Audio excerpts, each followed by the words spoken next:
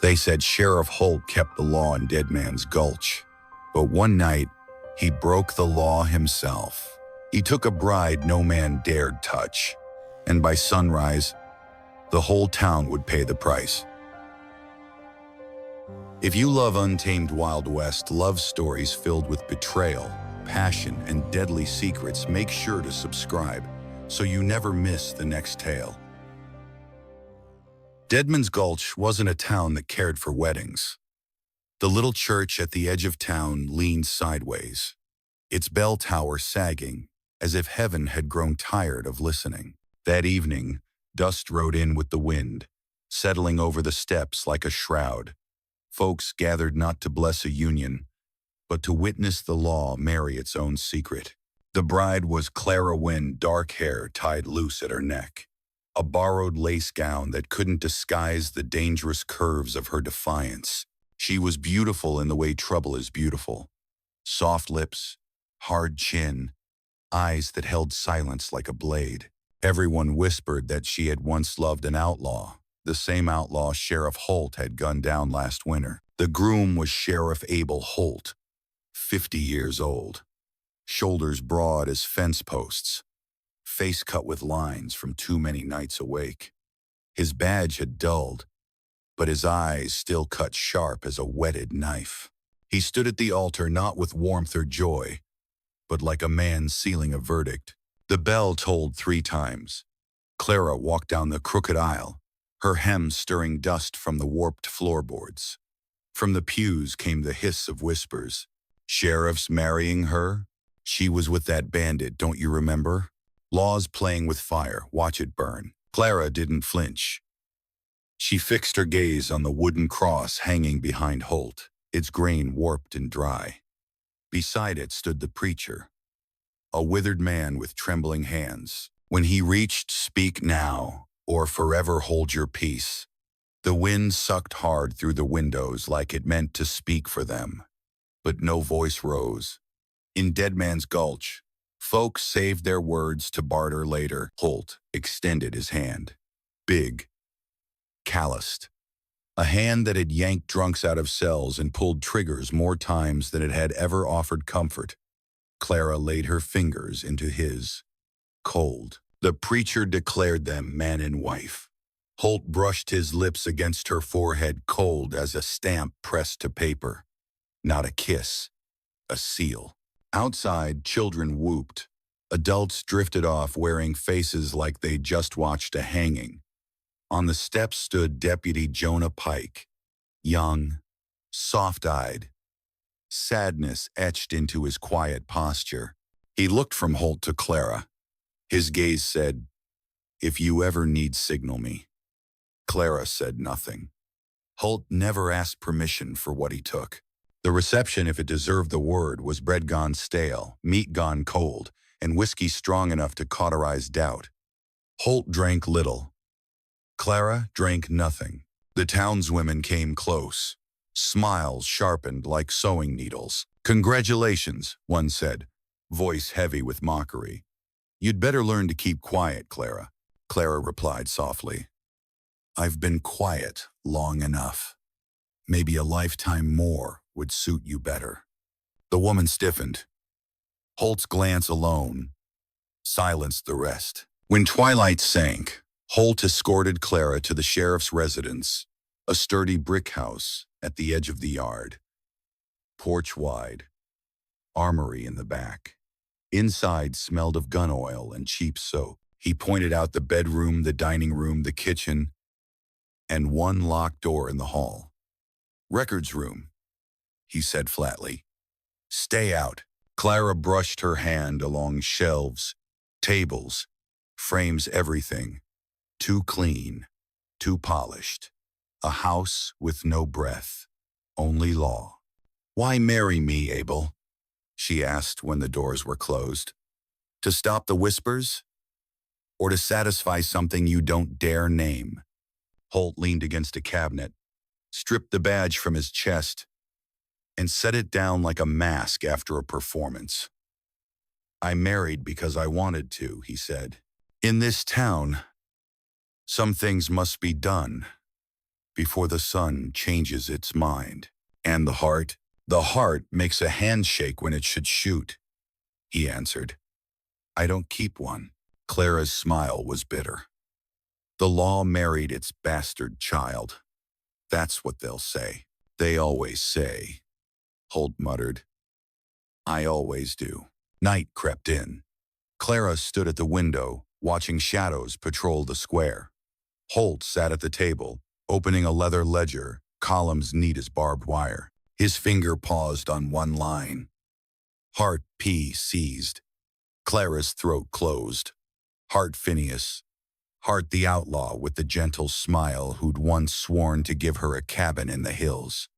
The man Holt had killed. Holt snapped the book shut. Sleep.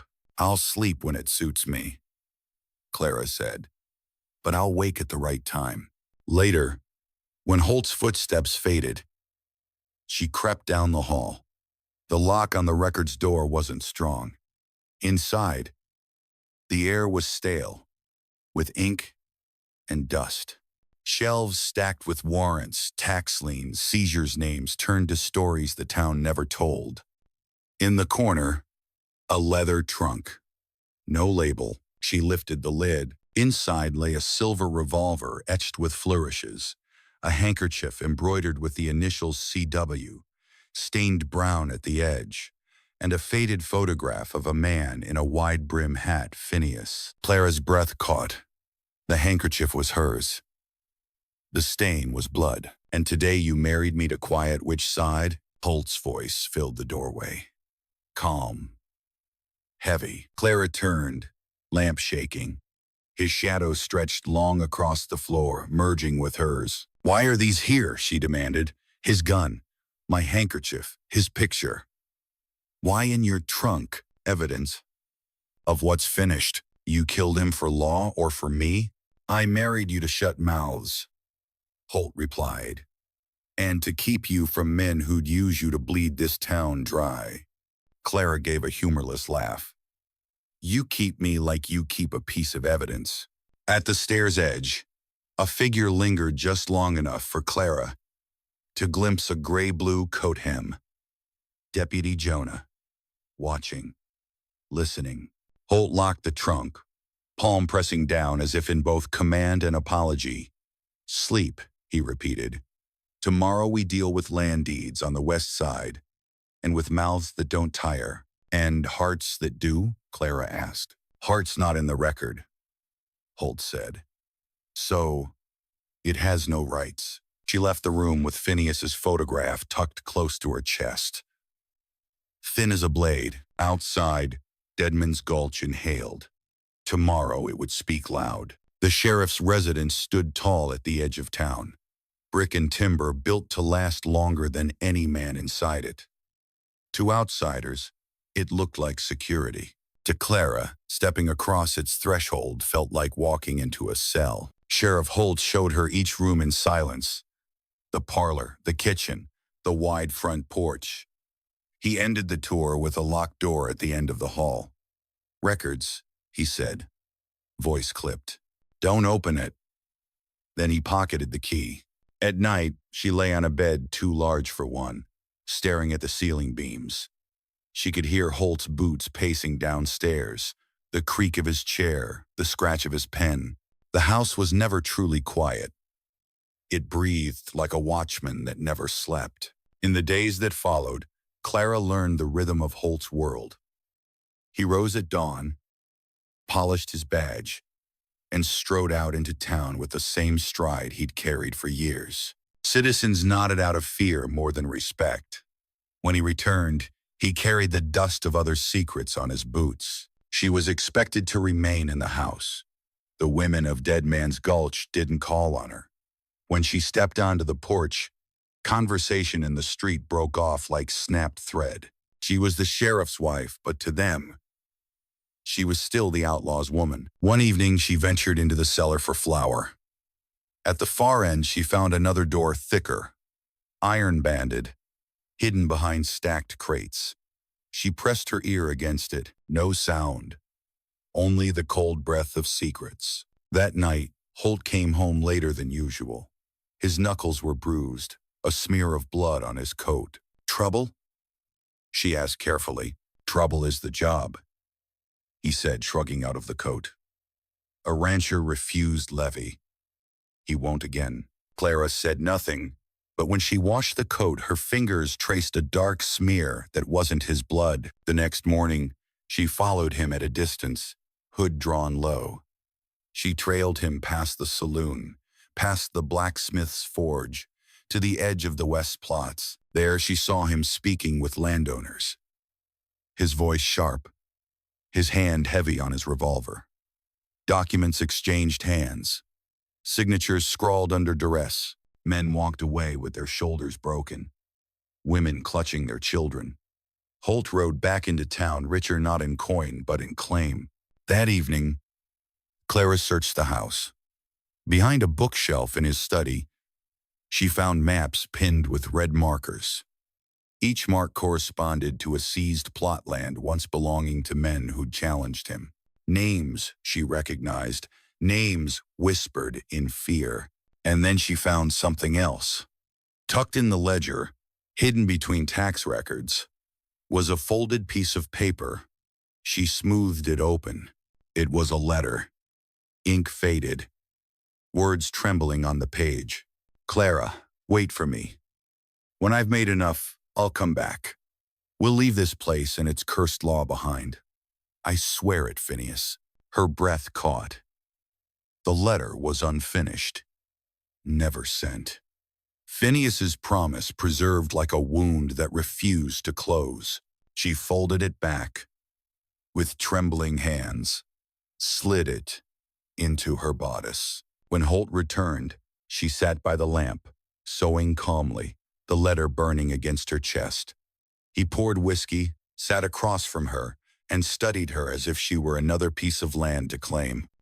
"You've been busy," he said, only with needle and thread. His eyes narrowed, as if he could see the lie in the rhythm of her breathing. "Don't wander in this house. Some doors close for a reason, like graves," she said quietly. His jaw tightened. Later that night, Clara couldn't sleep. She lit a lamp and walked again to the cellar. The crates were heavy, but she shoved them aside. The iron-banded door groaned as her hand tested it. Locked. From behind her came a voice, low and urgent. "Don't." She spun. In the shadows stood Deputy Jonah Pike, his face half in lantern light, half in dark. "You shouldn't be here," he whispered. "Then why are you?" "I follow orders, and I follow my conscience." His eyes darted to the door. "Whatever's behind there, it's nothing you want to see." "Phineas?" she asked, voice cracking. Jonah flinched. That told her enough. He stepped closer. Close enough. She could smell leather and dust. "Clara, Holt doesn't keep law. He keeps power. Every acre he's taken, every man he's gunned down, it was never for justice. It was for control. You're not his wife. You're his prize." Her throat ached. She thought of the letter folded near her heart. "Then what am I to you, Jonah?" His voice was soft but steady. "A woman caught in a cage. And cages, Clara, were made to be broken." Bootsteps thundered overhead. Holt. Jonah snuffed the lamp with a sharp breath. Darkness swallowed them both. "Go back to your room," Jonah whispered fiercely. "Say nothing. If you value your life, leave that door shut." The cellar hatch slammed above. Holt's voice boomed down. "Clara, where are you?" She stepped forward into the circle of faint moonlight spilling through the cracks. "Here," she called up. Her voice didn't waver. When she climbed the stairs, Holt stood waiting, eyes cold, revolver on his hip. His gaze flicked to her hands, then to the cellar door. "You've been exploring," he said flatly. "I got lost. Don't get lost again," he warned. His shadow loomed over her, longer than the law itself. That night, Clara pressed the hidden letter tighter against her skin. Phineas's words were alive in the silence. Leave this place and its cursed law behind. And for the first time since saying I do, Clara believed she might. Dawn burned the rim of Dead Man's Gulch in copper and ash. Clara stood on the porch with a shawl around her shoulders, watching 3 riders cross the square, Holt in front, 2 deputies behind. He didn't look back at the house. Men who believe they own a thing don't check to see if it's still there. She waited until the hoofbeats faded, then slipped inside his study. The maps were where she'd found them, pins stuck like thorns into the west side of town. Mayfield, Sellers, Fargo. Names turned to red dots.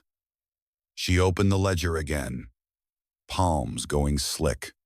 Beneath tax lines and seizure notes, she found a second, thinner notebook. Inside were single sentences, each more chilling than the last. Mayfield delayed, apply pressure. Sell the Fargo claim to Lyle for half. Keep deed in my name. Jonah asking too many questions, watch him. She snapped the book shut and slid it back, heartbeat loud enough to be mistaken for knocking. It wasn't. The knock came from the back door, 3 quick taps, 1 long. A code. She hesitated, then answered. Jonah stood there, hat low, dust on his coat. Eyes sharp the way a man's eyes get when he's decided to risk his job for his soul. You shouldn't open doors like that, he said, slipping inside. I've opened worse, Clara replied. She shut the door and leaned her weight against it, breath trembling only once. If Holt sees you, he won't. Jonah looked at the bookshelf, then back to her. But he's watching me. It's only a matter of time. What do you know? She asked. Jonah took a folded document from inside his coat. He laid it on the table. Deed transfers. Land he never had authority to seize. He used the badge to scare signatures out of men who can't read. He's been funneling claims to a broker named Lyle, then buying them back cheap. And that iron-banded door downstairs, it's not just records. It's insurance, things he took off bodies, so he can write the story later. Clara thought of the silver revolver, the handkerchief, the photo. Bodies like Phineas. Jonah's jaw tightened. I wasn't there when Holt shot him, but I saw the aftermath. Holt told the town he confiscated evidence from a dangerous man. Funny how that evidence includes a handkerchief with your initials.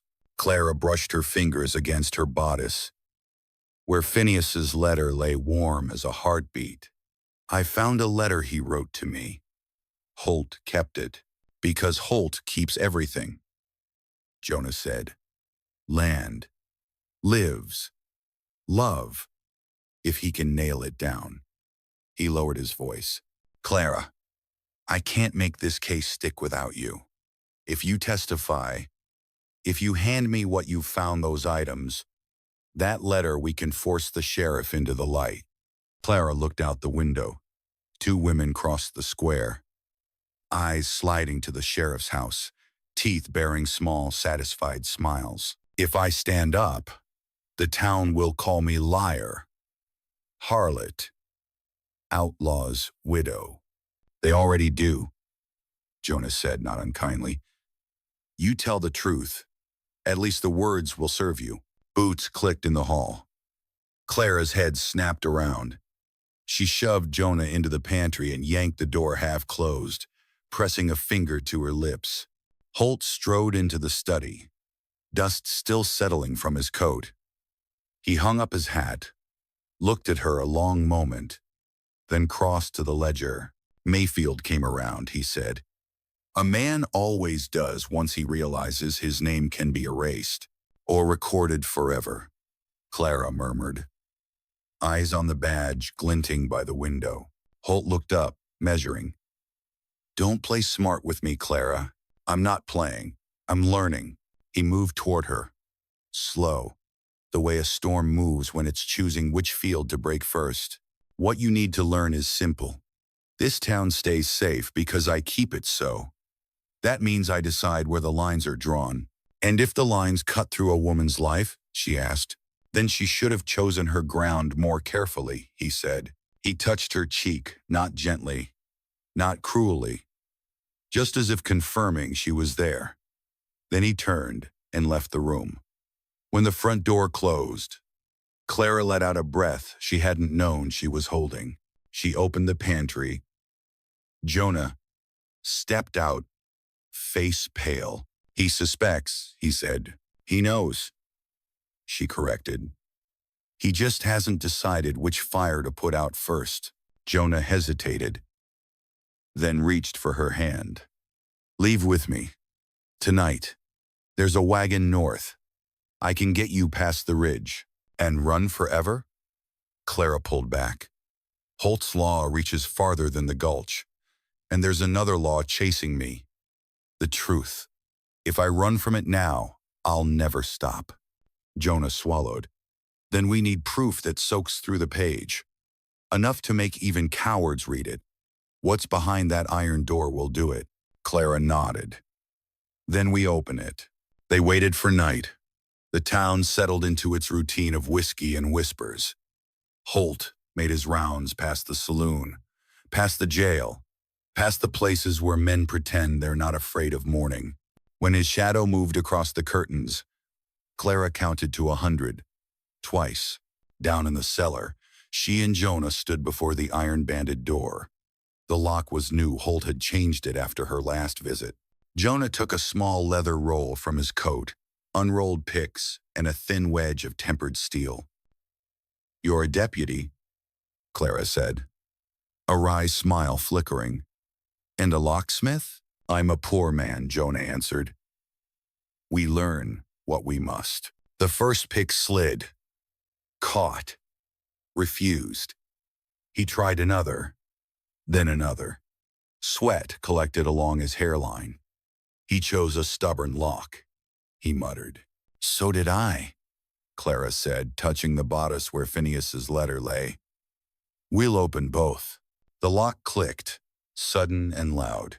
Jonah exhaled, pushed the door. Hinges complained. Cold air sighed out like a grave remembering sunlight. They stepped inside. Shelves lined the walls, each with tidy boxes and tags. Clara lifted a lid.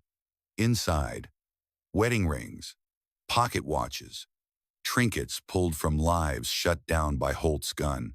Another box held deeds, each stamped with signatures that looked like someone had forced the hand to move. She found a ledger different from the rest, thin pages, neat columns, and at the top, proceeds Lyle Brokerage. Jonah's face darkened. Lyle. I knew it. Clara opened one more box. Her breath left her. Inside lay a lock of dark hair tied with a faded ribbon, and beneath it, a small sketch her own face. Charcoal soft, drawn by a hand that had loved her. Phineas's, on the back, in slanted script. For Clara, when the law forgets what Mercy Island, her eyes burned. Jonah set a hand on her shoulder, light and quick, a promise rather than a touch. We have enough, he said. More than enough. From upstairs came the sound. No thief wants to hear the front door closing, slow, deliberate. Holt, Jonah, killed the lantern.